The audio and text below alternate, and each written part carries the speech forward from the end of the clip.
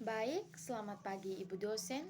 Perkenalkan, nama saya Agnesia Imelda Nubabi dengan NPM 33230003. Di sini saya akan menjelaskan contoh silabus dari kurikulum 2013, contoh RPP di kurikulum 2013, dan contoh ATP di kurikulum Merdeka yang baru. Kemudian, saya akan membandingkan 3 hal di atas dan membuat persamaan dan perbedaannya. Yang pertama adalah perbandingan dari 3 hal di atas. Yang pertama, silabus kurikulum 2013. Silabus kurikulum 2013 mencakup materi yang akan dijelaskan, aktivitas yang dilakukan, dan evaluasi yang akan dilakukan untuk menilai kemampuan siswa. Silabus kurikulum 2013 merupakan dasar untuk pengembangan RPP dan ATP. Yang kedua, RPP, Rencana Pelaksanaan Pembelajaran di Kurikulum 2013, mencakup langkah-langkah yang harus dilakukan untuk mencapai tujuan dan standar kompetensi yang ditetapkan dalam silabus. Yang ketiga, alur tujuan pembelajaran atau ATP di kurikulum Merdeka yang baru, mencakup materi yang lebih rumit dan kompleks, yang mencakup pembelajaran yang lebih in-depth dan praktis.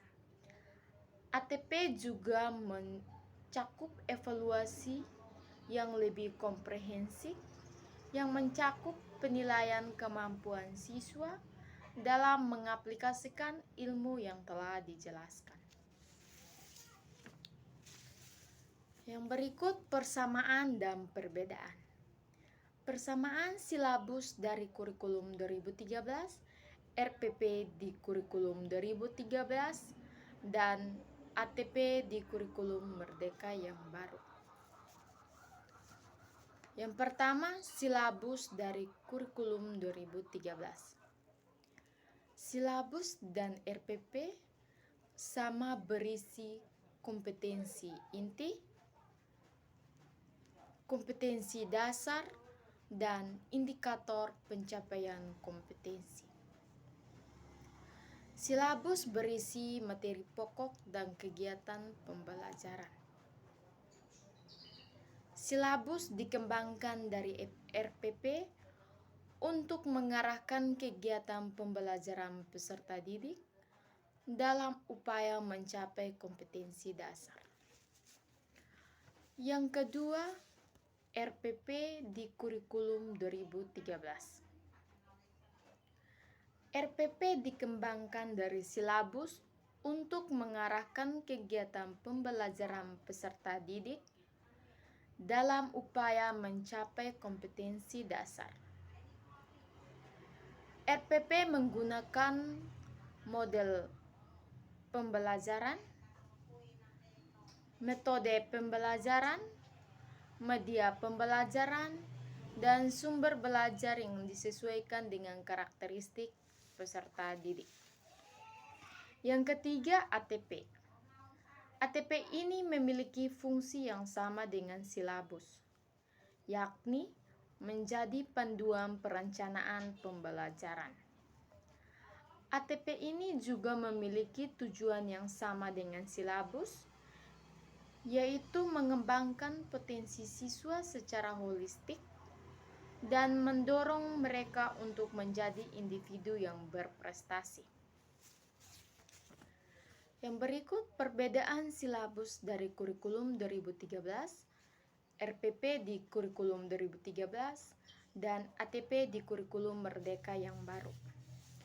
Yang pertama, silabus dari kurikulum 2013 memiliki pendekatan yang lebih terstruktur dan terarah dengan fokus pada pencapaian kompetensi secara bertahap. Yang berikut, silabus menekankan pada pengembangan berbagai aspek kecerdasan siswa seperti kecerdasan intelektual, emosional, dan sosial.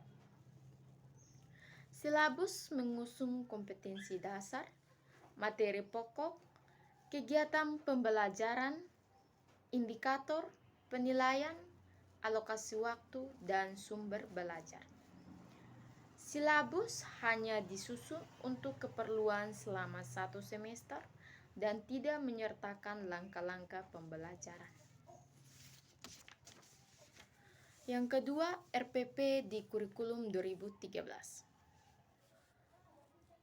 RPP disusun dari standar kompetensi, kompetensi dasar, indikator, tujuan pembelajaran, materi ajar, materi pembelajaran, langkah-langkah pembelajaran, sumber belajar, dan penilaian.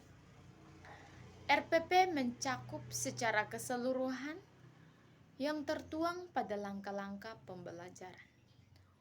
RPP umumnya hanya disusun untuk 1 pertemuan atau per bab. Yang ketiga, ATP.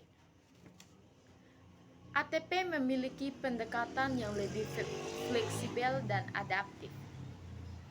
ATP menekankan pada pengembangan potensi individu siswa dengan memberikan kebebasan dalam memilih mata pelajaran yang ingin dipelajari.